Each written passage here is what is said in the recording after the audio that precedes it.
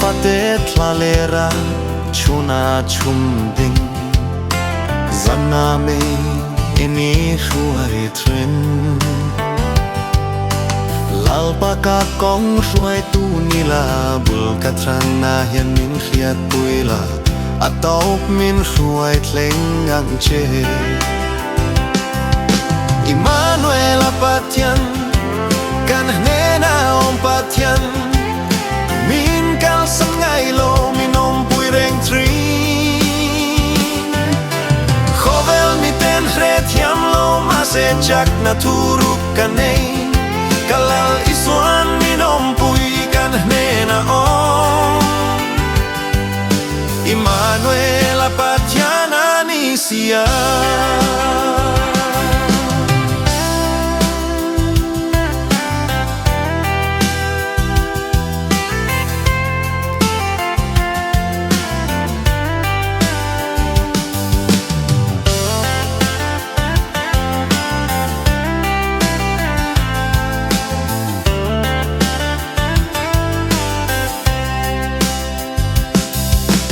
lalpaka kong suai tu nila bul katrana hian min khiat puila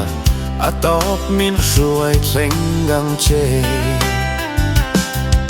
Immanuela Pathian kan hnena Pathian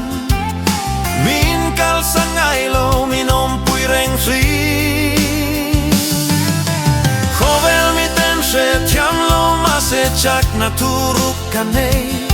kalal isuan min pui kan hnena